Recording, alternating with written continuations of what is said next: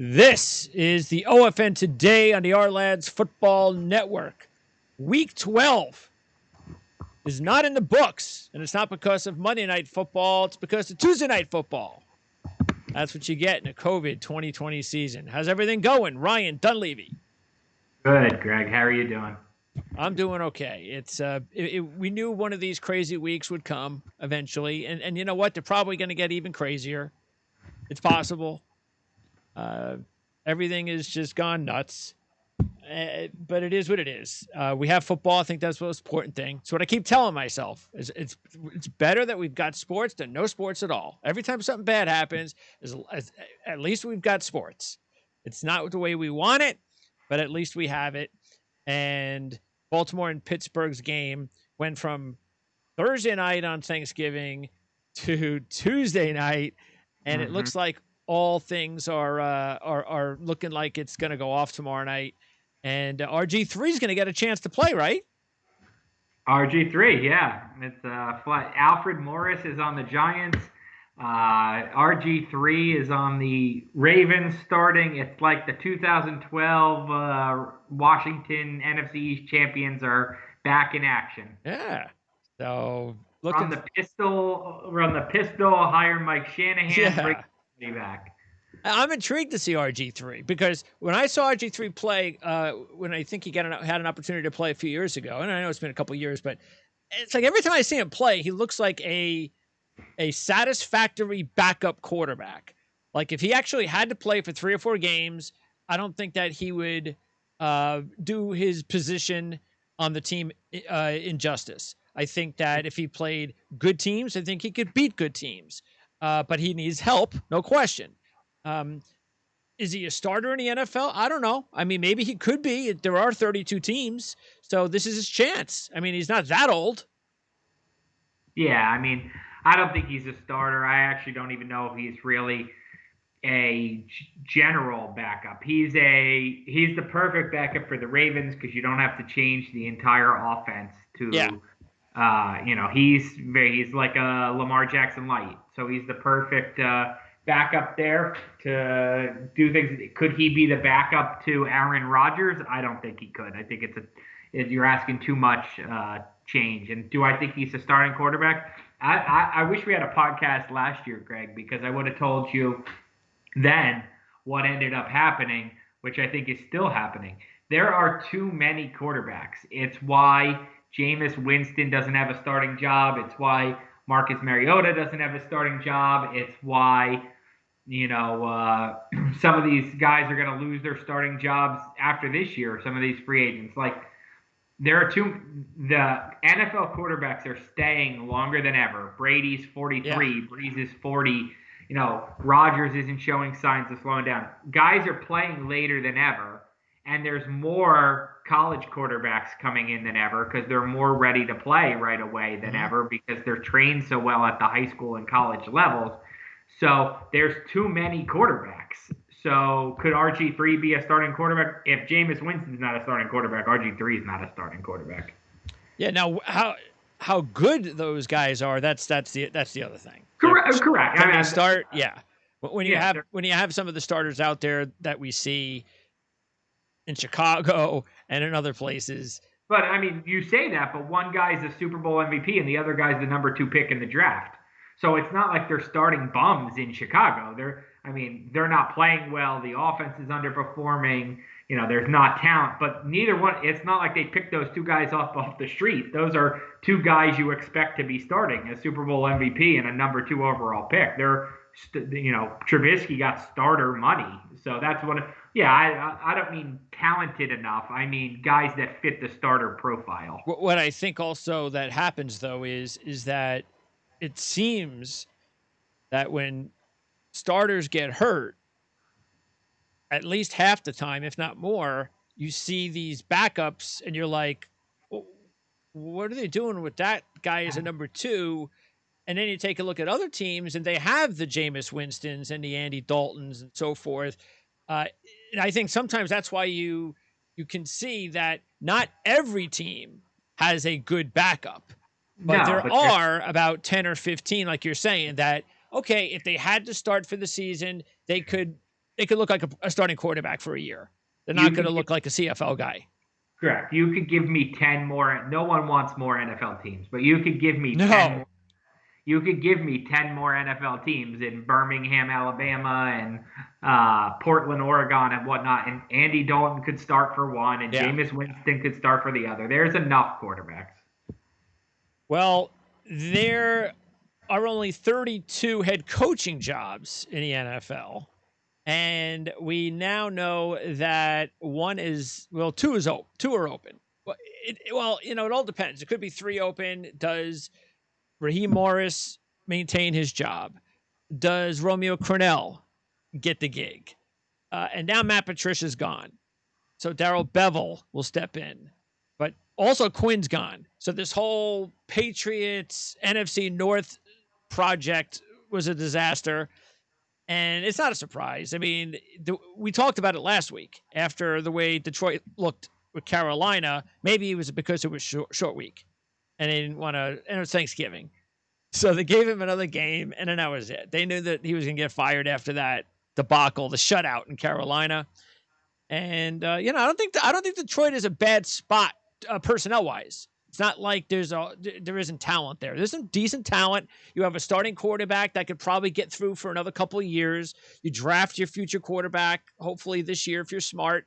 And a good coach, I think, can if they have a good general manager as well, I think that Detroit could be a competitive team pretty quickly. Yeah.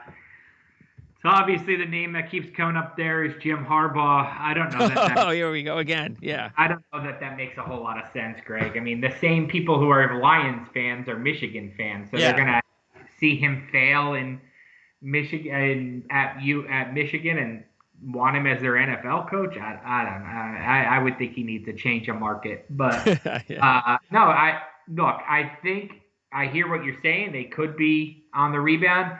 I think it's much more likely they hire a young coach and trade Matthew Stafford or cut Matthew Stafford like Cam Newton did and start over with a young quarterback. I think that's much more likely than a quick rebuild. The Lions have tried the quick rebuild. It didn't work. It's time to tear it down. What do you think you get for Stafford?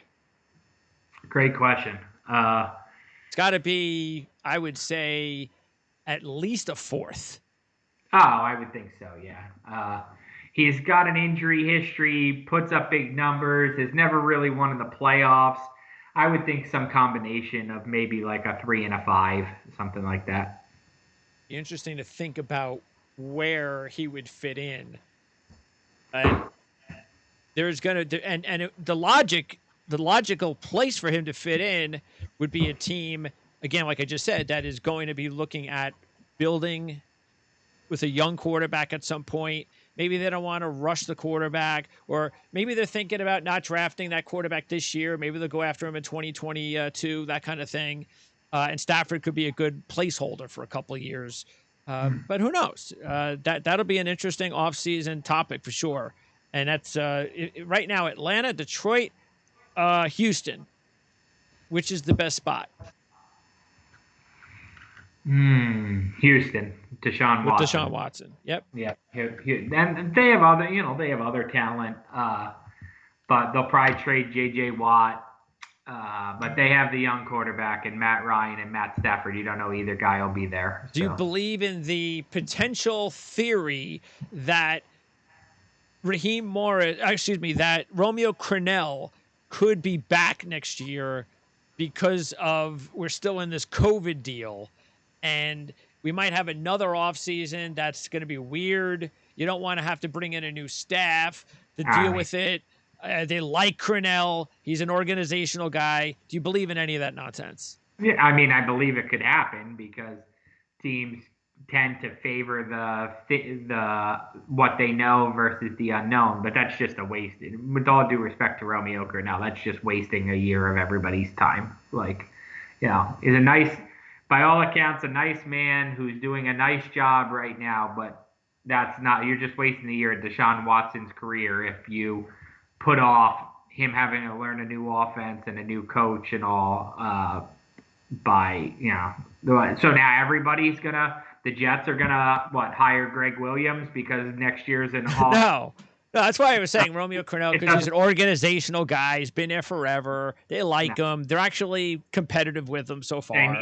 I mean, they need to hire a GM there still. Yeah. Their whole front office is, including the PR person they just fired for inexplicable culture reasons. I mean, the whole operation there is needs a revamping. So no, I don't think that staying with what they have is the answer when what you have hasn't worked for. It's nice to have stability, but only stability if it's working. It's nice for the Patriots to have stability or the Saints to have stability. The Texans don't need stability; they need fresh ideas. Yeah. Right now, if you think of it, the only opening that looks like will be an opening where there will be a general manager in place already to hire his own guy is right now with the Jets, because Yep. Douglas is going to be there. The other spots, they'll need to bring in new general managers.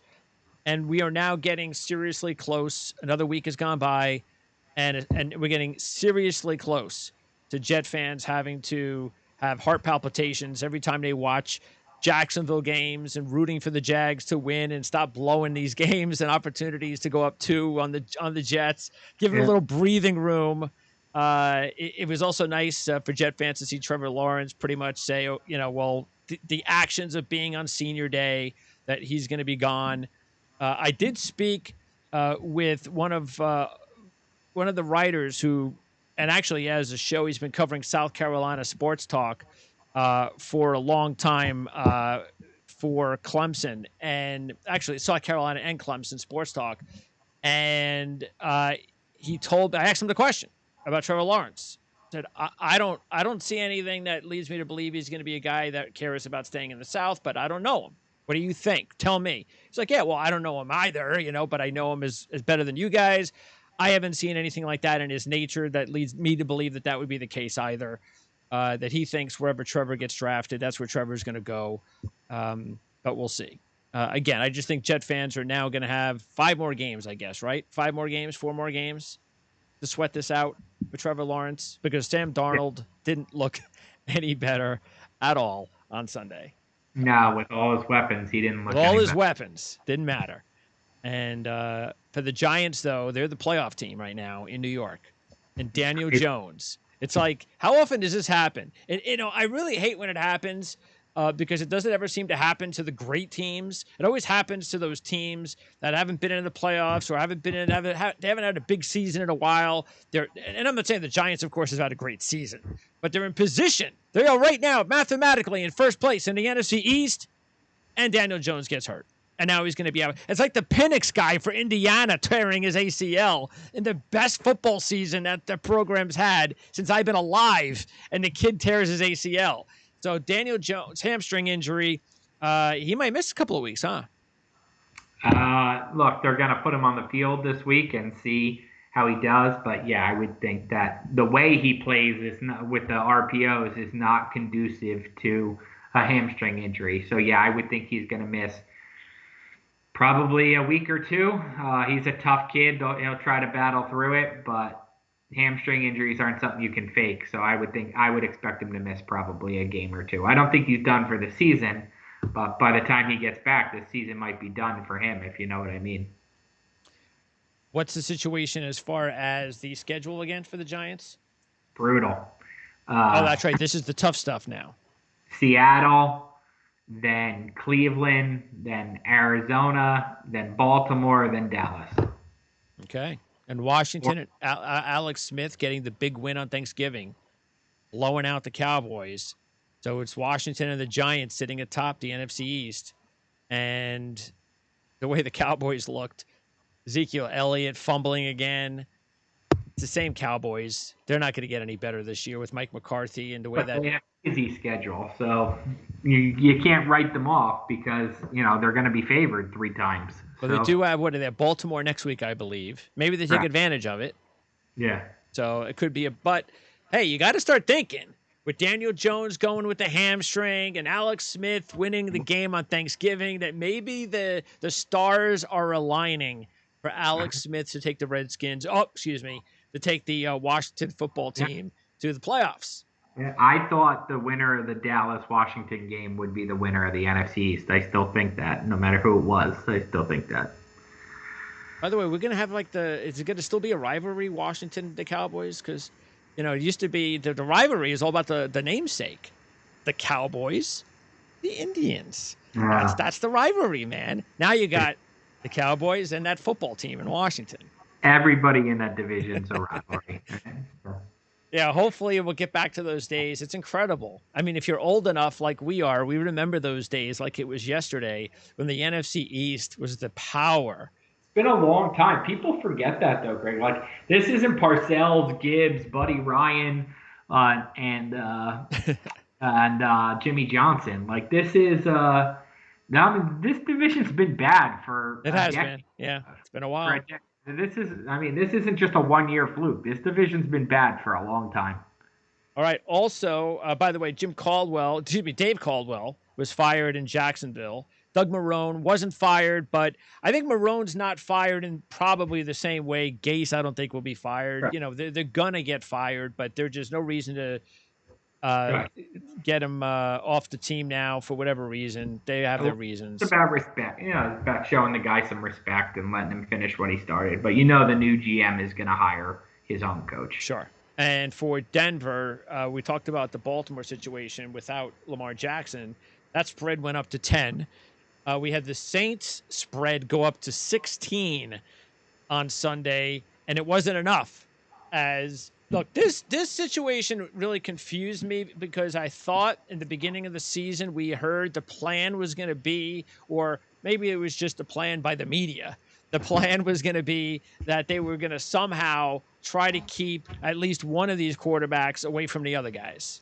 Well, that was some team's plan. I know Sean McDermott said that with the Bills, but that wasn't an NFL mandated thing to keep a quarterback away. As each team can do whatever they want. So, the Giants don't keep a quarterback away from everybody else. So, they could have ended up in that spot. The difference is if you wear a mask, you're only, down for 2 days. If you're not, then you're a high-risk protocol and you're down for 5 days. So, not every team keeps a quarterback in isolation. Some do. I think more probably will now, and that they've seen the reality of what could happen. But not every team does, and they weren't wearing masks, and the NFL basically did what they said. They said they weren't going to cancel a game just because a position group got wiped out, and they didn't. So if one of the quarterbacks had decided, and hey, you know what, guys, we're going to make sure that every other day, if this is the way, and look, I'm not saying this is the way it should be, but let's just say, look, if you guys are going to do it this way, just make sure that at least one guy wears a mask that week, whatever. I mean, They all should be wearing them. This should be a lesson, no question. If you're an NFL team, you're Vic Fangio. That's it. I mean, now quarterbacks have got to wear masks, bottom line. But, is it Fangio's fault? You blame him? Well, Fangio, Shermer, Mike Shula, the quarterback's coach. Fangio took the blame, right? He said he obviously hasn't done a good enough job stressing to his team the importance of it. Look, it's everybody's fault. It's Drew Lock's fault for having his mask lowered. Could be Driscoll's fault depending on what he did to get the positive test. Did he break a protocol? Certainly the coach's fault for allowing it. It's a disaster. All anybody wants to do is blame the NFL for letting the game happen. I don't blame the NFL. I don't. It's one of those things where when to me, it's the same thing. Like when you have to go somewhere and wherever you go within that location, you must wear a mask. Well, those four quarterbacks, if they were out in the public and they were going into a location that you had to wear a mask, they would wear a mask. So I understand if the players are thinking to themselves, I don't need it. Nothing's going to happen to me, whatever. That's one thing. You can have that right to feel that way, but you can't think that way when you should be treating it the same way. Just like if you're going to walk into an environment where they say you have to wear a mask, you just have to wear it. It's your job. Yeah. I mean, it doesn't matter what your belief is. You can think that the NFL is wrong. You can think that everybody's wrong, but you have to do it. So no, I agree. Every time I go in a supermarket, it says by New Jersey law XXX, you Yeah. have to wear a mask. I mean, that's just the way Then you it got to is. wear it. Exactly. If it's up to you, that's different. But when they say you have to do it, you do it. So Yeah. San Francisco is going to play their week 13 and week 14 home games in Arizona. I don't think it matters because nobody's at the games anyway. Yeah, I mean it's more of about they have to practice there too, right? So they're not allowed to practice in their home No, in San. no. Yeah, so, I mean, that's a pretty big disruption. Now you got to find new facilities to practice at, new meeting rooms, whatever. Like, and that's a pretty big disruption. It's not about where the games are played, but now your whole life is disrupted. You're not living in the same place. Are they actually using the Cardinals training facility? I would find that hard to They would believe. probably have to use a separate one in Arizona. Yeah, Yeah, yeah, I would think so. yeah, Uh, because you can't share. That's for sure. yeah, so I guess maybe a college team's one. Probably. Yeah. Yeah. So that's a pretty big disruption. Not to me, it's not really Sunday is the least disrupting day Yeah. of all of them. It's the other 6 days a week. Yep. Good point. Christmas is on a Friday this year. On Saturday, they're going to have a triple header. The first game, I think there are a lot of people out there that are wondering, look, it's bad enough that we got to get the Detroit Lions every Thanksgiving. But now you get to choose which team is going to be on your Christmas Day trifecta, and you're actually choosing Detroit again. So we know why. It's because it's Tampa Bay and Tom Brady and all that. But nobody wants to see Detroit on the day after Christmas. San Francisco and Arizona. It's And bad enough you have to watch Detroit on yes, Thanksgiving. it is. It's just, come on. I mean, they couldn't have thought of another team, another game in that situation. San Francisco, Arizona, Miami, Vegas are good games. So that there's a lot of especially Miami, Las Vegas. Who knows? Yeah, That could be for a playoff spot. absolutely. Uh, I'll ask you these other questions too regarding coaches who are and general managers who are still available to get fired after what happened last night and what's been going on with the Bears most of the season after the start they had. Look, Pace has been running the team for 6 years. Nagy was this hot shot guy, got off to a really good start, Andy Reid disciple. Since then, it's been a disaster the last couple of years. Should both guys be back next year? Ooh, good question. What do you think? I think the general manager should be replaced, and I would leave it up to the GM to decide on Nagy. I think that's a fair way to go. Look, Ryan Pace is going to have a hard time ever getting over that Trubisky trade. Yep. That's going to shadow him forever. You like to give a good GM two head coaches or two shots at a head coach or two shots at a quarterback. So I get it, but if he hires the wrong coach or picks the wrong quarterback, then you're really reset. I probably would. I tend to lead towards you. I would probably swap out the GM and let the GM decide if he wants to keep Nagy or not. Nagy should have no say in who the GM is. Hire the GM, and if the GM likes, let him interview basically to keep his job. And if he likes him, he gets to stay, and if not, he gets to go. They've done nothing there, especially because Nagy is an offensive mind. They've done nothing there to show that Yep. They have promise. That's it. And I think the thing they've really done poorly, Pace has done poorly, has been the offensive line. The offensive line has been a mess there for years. I mean, and the quarterbacks, he can't. Oh yeah, of course. That's easy. Number one. Yeah, the whole Trubisky thing is. But I mean, even Foles doesn't look like Foles. You know what I mean? Like Foles hasn't been impressive, and it's not like Trubisky. You say Trubisky sucks, he's a disaster, whatever, and then Foles comes in and you got the right guy. Okay, well, you just made a bad pick. I can still work with Foles. No, he hasn't. Foles has regressed there too. The running backs haven't been good. They're still in that Cohen Montgomery. I know Cohen's out for the year right now, but they're still in that Cohen Montgomery. Yeah. Like they don't really have any offensive playmakers except Allen Robinson. That's it, and he's a free agent, so he's going to make a lot of money in the offseason. Yeah.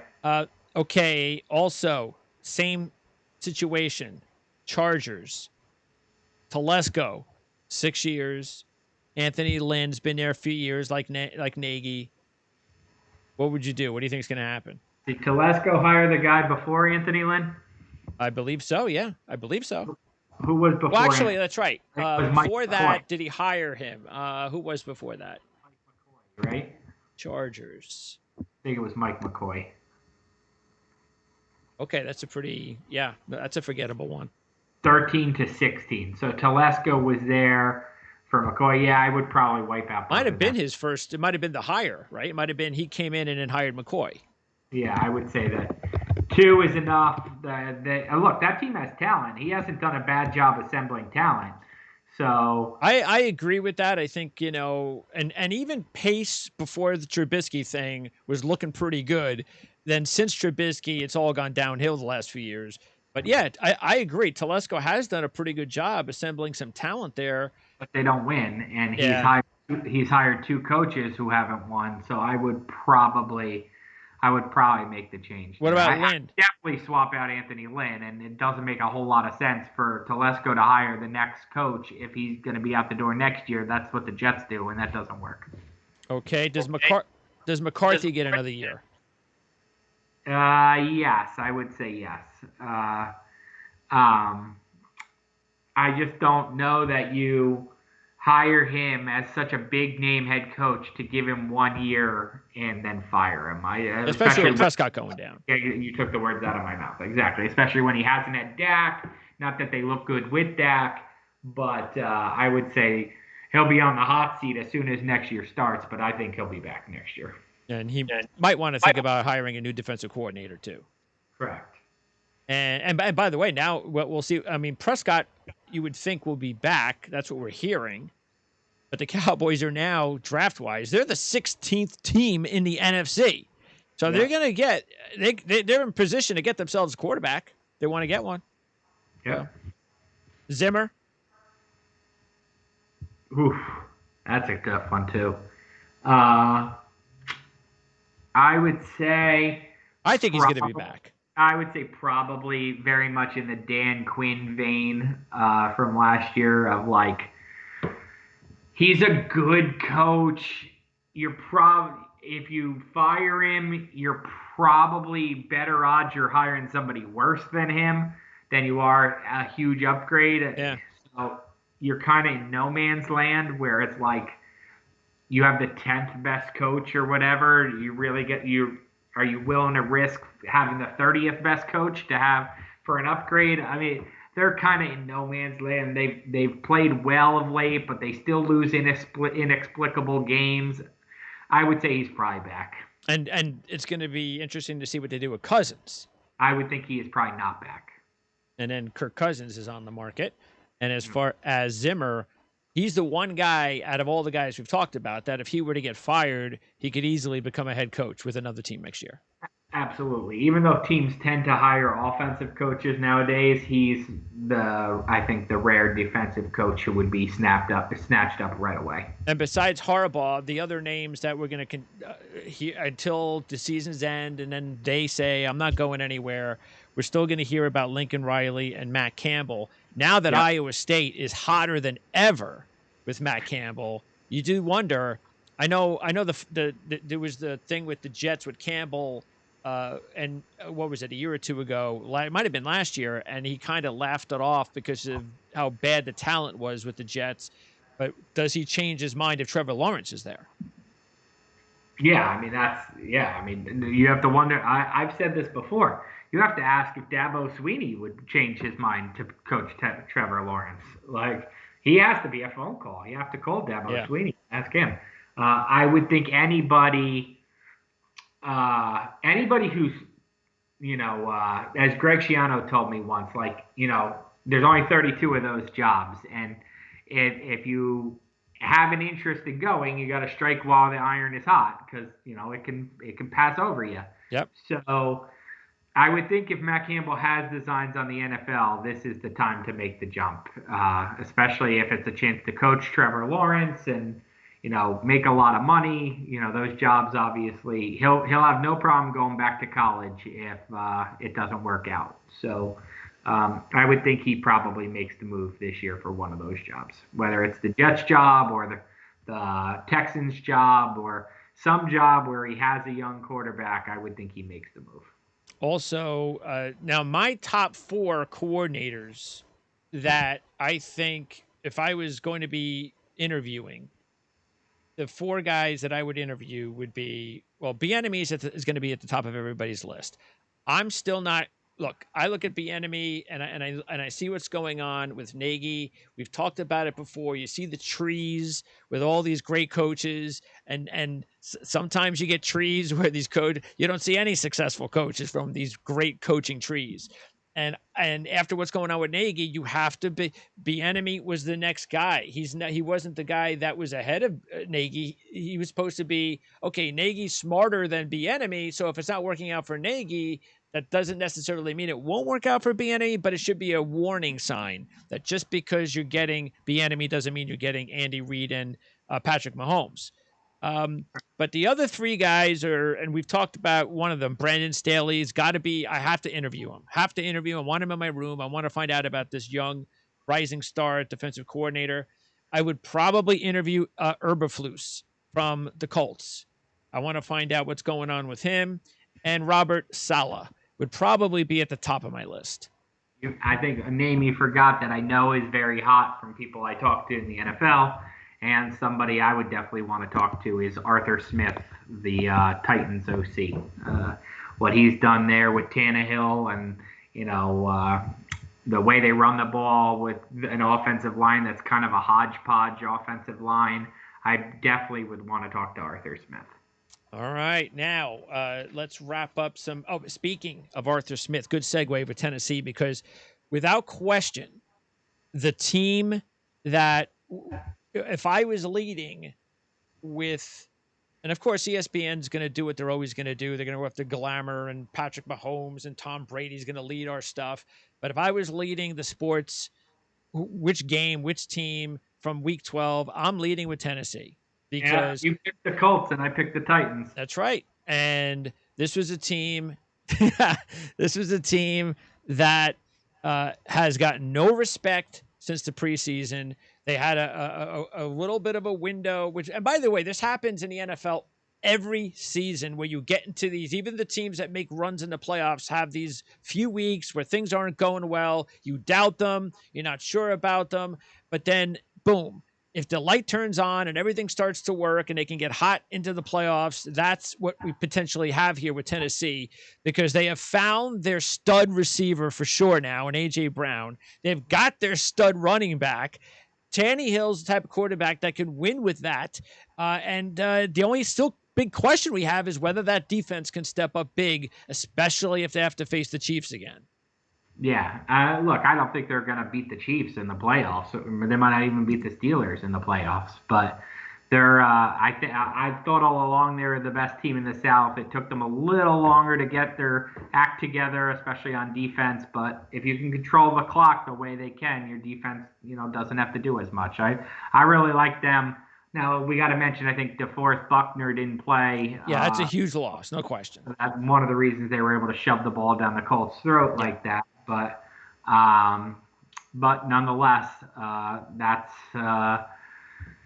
if the I still Colts think both teams are going to the playoffs. Then that's not as Phillip Rivers did what Phillip Rivers does in big games. He loses them. As far as the standings now, 5 through 7. And again, whether the Colts or Tennessee wins the South, the other team's making the playoffs. I'd be very surprised if that didn't happen. So Cleveland now has a nice lead. They have a 2-game lead or a game and a half. Well, they got a game and a half lead on Baltimore, and they have a 2-game lead over Las Vegas, New England. So basically a 2-game lead, even if Baltimore wins. The bottom line is they have 3 teams between them. So Cleveland's in a good spot, even though they continue to win ugly games. And they have the Jets and Giants still. And they still have it, which for Cleveland could still be wins or losses. You just don't know with Cleveland. It was good to see Baker Mayfield play better, though, than he has in weeks. So that was important. And Cleveland's only really lost. I know it's fun to poke fun at Cleveland from 20 years of bad history, 30 years of bad history, but they've only really lost to good teams, right? They lost to Baltimore, they lost to Las Vegas, and they lost to Pittsburgh. So they don't have like a head scratching loss on their schedule. They're pretty legit. Yeah, they're doing what they should be doing. Yeah. They're not good enough to beat the really good teams, but at least they're beating the teams they're supposed to beat. Yeah. And that's and they got a rookie head coach too. So Yep. okay, so and big surprise, they win the game and they rush for 207 yards on the ground. That is their formula. Yep. And for Jet fans, they had to be very happy to see Mike Glennon play well because he's a veteran and he's going to give the Jags an opportunity a lot better than the other guys. So correct.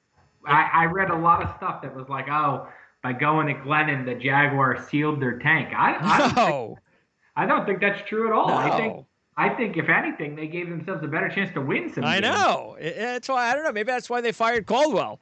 I don't know. It's like, what are you doing? Oh, yeah. we want to lose. No, I thought they made themselves a better team. They were dangerous yesterday.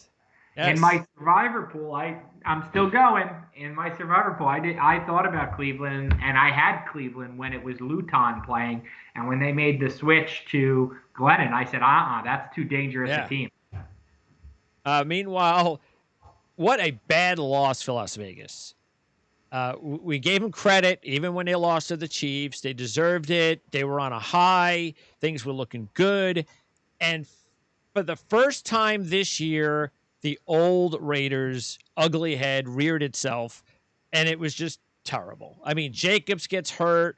He has and that ankle injury could be a problem for a couple of weeks, which is not good news for the Raiders, even though Booker's looked pretty good as a backup. But most importantly, it's Carr. This is supposed to be the types of games that Carr needs to show everybody that I am the franchise quarterback. I'm the guy that Gruden can trust. You can't trust him. I mean, 3 fumbles and a pick 6 against Atlanta. Yeah, no, I mean and he had some harsh words after the game about, the effort and the fans deserve better, and I think he called it a trash performance. You like to see that, honestly. I hate and I don't mean to knock Sam Darnold. Oh, yeah, I know what you're going to say. I hate I made 2 mistakes. No, you threw 2 interceptions. Yeah. You made 100 mistakes. I got to be better. Yeah. No, I just your turnovers aren't your only mistakes. Not everything. Those are the turnovers. I hate, and that's not to knock Sam. Every coach, it's like when pitchers do that in baseball. Oh, I made 1 mistake. No, you gave up a 3-run homer. Not the other 97 pitches weren't perfect. Yeah. You're also screaming double down the line. So no, I hate that nonsense. I liked what Carr said after the game. The thing is with the Raiders, you just don't know. Is that the beginning of the end? It might be. They got the Jets next. Correct. Or is that wake up call, here come the Jets, we're going to pound the Jets into the ground? I don't know. I wish I knew for my survivor pool which one. Remember what happened last year. So that's an environment they didn't fare too well at. Okay. But look, that's their season. Because if you're the team that loses to the winless team, after losing to Atlanta 43-6, you're done. Yeah. It's over. So meanwhile, the Patriots saved their season for another week. Narrowly beating Arizona with 179 total yards of offense. That was one ugly football game. And I don't know if Kyler Murray, how hurt he is, but if the reason that Arizona in this game specifically, because it was, of course, he hurt himself the previous week. If he was really limited in this game because of his shoulder and they played him in this game, then shame on Arizona. Shame on the coaching staff.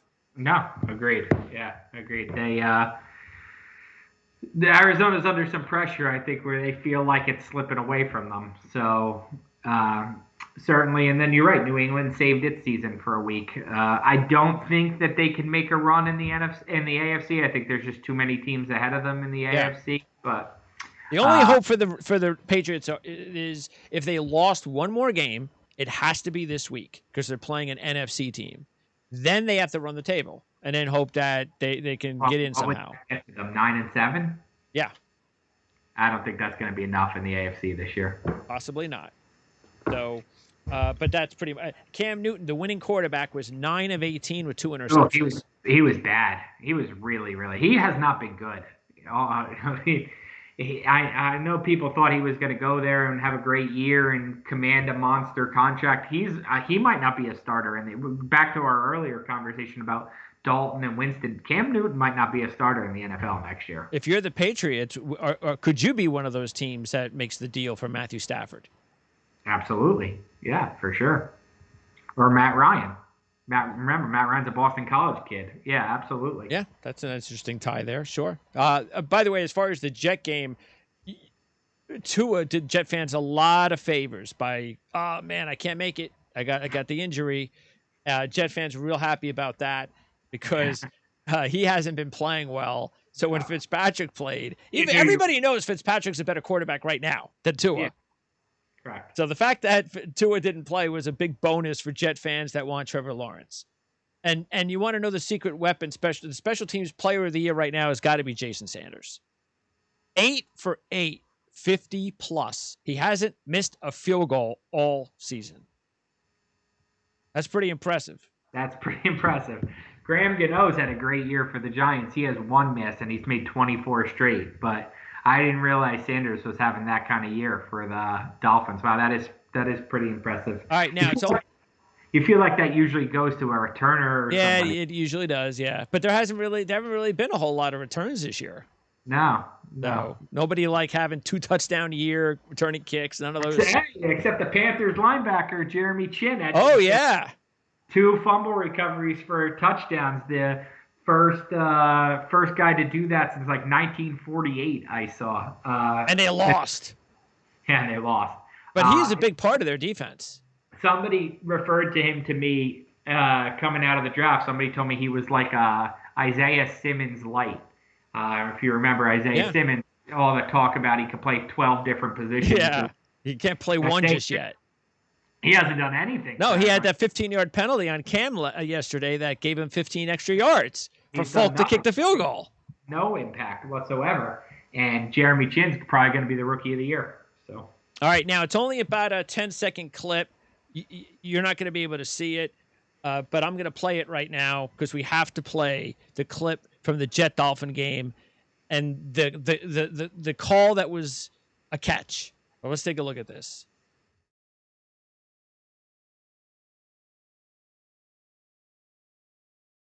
Okay, that is just absolutely and utterly awful, Ryan. Not a catch. How in the world? What are we doing?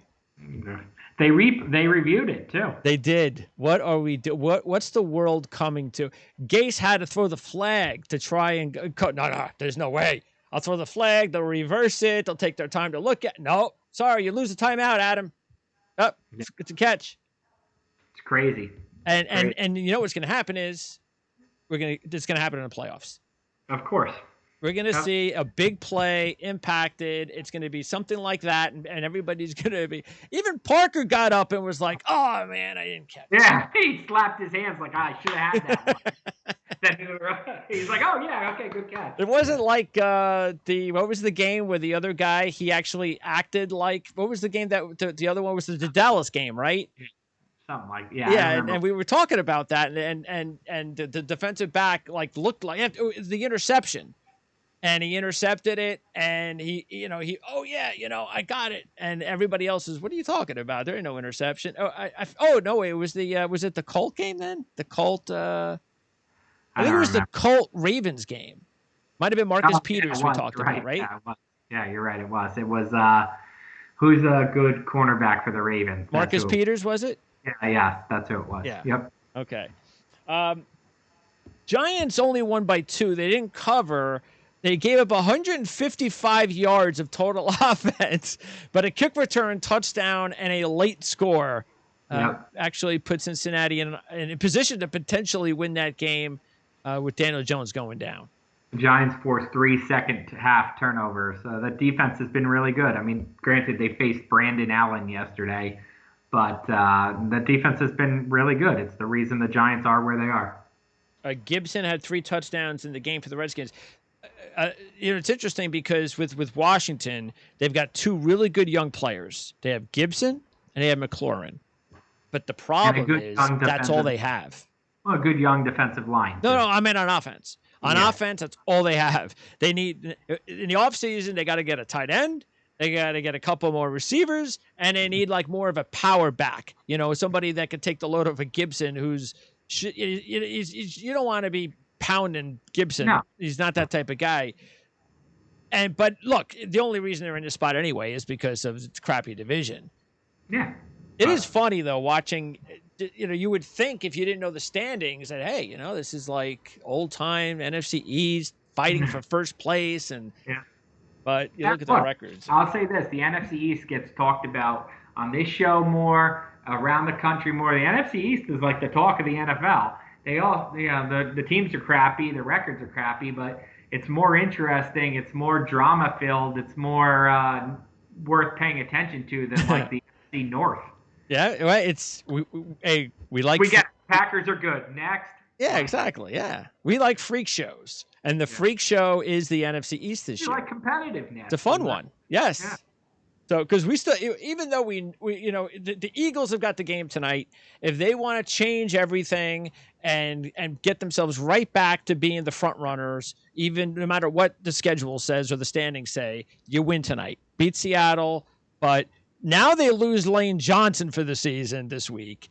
That offensive line has been a disaster all year with the injuries.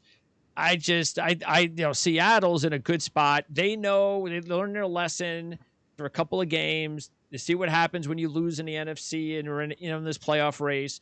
I mean, how does Seattle not win this game? Because they can't play any defense. So if the Eagles have guys running open, then Seattle won't win the game. I think they will win the game, but that's how they lose the game, is if they lose a 31-28 kind of game. If they give up 28 points to the Eagles, Seattle's defense is... Because they did get a little bit better, but look, when they didn't give up so many points against Arizona, was that because of Kyler Murray's shoulder? We don't know yet. We'll find out in this game, because you can't give up more than 17 points to this team? Yeah, probably. Yeah. If you do, you're really bad. Who would have had Carson Wentz, off-injured Carson Wentz, as the last starter surviving in the NFC East, huh? The last? No. Yeah, right? Mr. Injury prone. Yeah, yep, exactly. No With a bad offensive line, too. Yeah, exactly. Crazy. But he's not going to get any respect from a lot of that fan base until he starts winning some big ones. And it's not his fault with this offensive line the way it is. Not this year. Meanwhile, San Francisco stole the game from the Rams in another ugly game. 7 turnovers, 4 by the Rams. Goff with 2 interceptions and a fumble. And the Rams defense, which has really led them all year, let them down. They had the lead in the fourth quarter after they scored a touchdown. They gave up in consecutive drives a 10-play drive for the game-tying field goal, an 11-play drive for the game-winning field goal. You cannot do that if you are trying to be the elite defense of the NFL, and when you're doing it against a lot of backups, including a number 2 quarterback. Yeah, the 49ers got Mostert back. They got a couple of their guys back. It's funny, they're last place in the NFC West. They'd be in first place in the NFC East. But no, I agree with you on the Rams. That was a wasted opportunity for the Rams. I think both teams got a defensive touchdown in the game. Rams had a chance to win it there, and Robbie Gould hit the walk-off field goal. I think the Rams are clearly, in my mind, they're clearly the third team in the NFC West. I think the Cardinals are better than them, but if I'm not mistaken, I think the Cardinals and Rams still have to play twice, so we'll figure out the answer to that soon. Yeah, and the Rams, it's 5-6-7 with the Rams, Bucks, and Arizona. We still believe that's going to be the case. Minnesota saved their season, and so did San Francisco with the wins. And San Francisco is now 5-6, so the Niners are only 1 game behind Arizona right now. Yeah, I still think my pecking order out there is Seattle, Arizona, LA, San Francisco. But Kyler Murray has to be healthy. Correct, of course, yes. Because if something happens to Kyler Murray, then that means it's going to be the San Francisco or Minnesota that's going to steal a spot, because Chicago's not stealing a spot. Correct. Yeah. And New Orleans had the Hinton kid go 1 for 9 for 13 yards and 2 interceptions, 112 yards of total offense. It was an embarrassment to the NFL. Taysom Hill only was 9 of 16 for 78 yards and an interception. Think about that. Taysom Hill played a game where he is the more proven quarterback. He's still yet to play a game yet, though, and maybe he doesn't have to because Breeze might be back in a week or two, right? Couple more weeks. Yeah, I mean, they're the 1 seed in the NFC, rolling along. I think it's impressive, honestly, that they can win without Breeze. They've been so reliant on Drew Brees for so long that I actually think this is encouraging. That's the defense has led the way, really, for them for the last couple of years, and this year it's really been. And Latavius Murray had a big day yesterday, too. Yeah, he was non-existent for most of the season. Yeah. And then we had the Chiefs Tampa Bay game, which was just nuts. They couldn't cover Tyreek Hill. And, of course, I had to play Tyreek Hill in my fantasy league this week. So you know how that went for me. Yeah. But, yeah, Tampa Bay, I just don't know. I still don't know what to think of what they're doing. I have no idea. Yeah, I don't know what they're just kind of coasting along. I don't, they'll be in the playoffs. They won't have a home game, and you'll see if Brady can, work some magic. They have talent all over the field. I wouldn't want to face them. In any game, any game, Gronk can beat you. Antonio Brown, Mike Evans, they could run the ball a little bit. I wouldn't want to play them, but it does seem like they're kind of sleepwalking based on their talent, almost like we talked about this in the preseason, like a Los Angeles Lakers, Gary Payton, Karl Malone team, where it's like you have an all-star team that's kind of just sleepwalking, and you wonder, are they going to just sleepwalk in the playoffs, or are they going to turn it on? This is one of the things that you have to, when you're building a team, and the Cowboys have the same problem this year, it doesn't matter how many superstar game-breaking receivers you have. If you can't give the quarterback enough time to throw the football, it's not going to matter much. And that's real. This offensive line is just not very good for Tampa Bay. Yeah. So, Green Bay had the easy win last night. We talked about that. Cousins had the game-saving, less than 2 minutes to go drive. And then Mr. Joey Sly failed again. Poor guy. It's not, none of them were under 50 yards, so we're not completely throwing him under the bus. But when you have an opportunity to kick a 54-yarder in the dome, and you were 0 for 2 before that, you got to nail this one. Yeah, 0 for 3 on game-winning kicks in the final seconds. That's me, and they took him over Graham Gano, who I mentioned already. Is probably going to the Pro Bowl in the NFC. Love that, right? It's like goaltenders in hockey. You don't know from year to year how these go, or relief pitchers in baseball. Yep, Joey Sly, but what it also says is that Carolina just cannot get offensively. They can't get any closer on these drives. You got to give your field goal kickers another 10 yards. Correct. So can't all blame the field goal kicker. Minnesota didn't do much. Carolina didn't do much offensively in that game. No, they didn't. Teddy Bridgewater's return to Minnesota didn't go too well. Hey, Mike Zimmer knows him. So that's how long Mike Zimmer's been there. Yeah. All righty, Ryan. So Giants, where's the game next week again? They're at Seattle this week. Oh, okay. So you'll be home watching the Giants, and the Jets are home against Vegas. Okay. Yeah. All right, Ryan. So did you have a good Thanksgiving? First one. Oh, that's right. You didn't have it in your new home. No, we went to my mom's. It was good. Christmas? Yeah, you can have Christmas dinner at home? I think, I'm not sure if I said this last week, but I am one of those guys who hates all Thanksgiving foods. No turkey, no stuffing. Okay, that's weird. No turkey, no stuffing, no thing. What's up with that? What kind of... Pecan pie, no pumpkin pie, no mashed potatoes. What happened to you when you were young? What happened? No cranberry sauce, none of it. So I had my roast beef and macaroni and cheese, and it was delicious. Okay. Did you get like electrocuted like when you were 5 on Thanksgiving Day? No, don't like any of the foods. Okay. Well, hey, if you could do the macaroni and cheese thing, I wish I could still do the macaroni and cheese thing. I'm a 4th of July and Christmas kind of guy. The hot dogs and all that kind of stuff, and hamburgers and a nice Italian feast on Christmas. Okay, nothing wrong with that either. Ryan, thanks a lot. We'll talk to you next week as we're getting closer. Next week is December. Tomorrow's December, right? So, but next week, start talking December football on the show. I appreciate it as always, Ryan. Sounds good, Greg. See ya.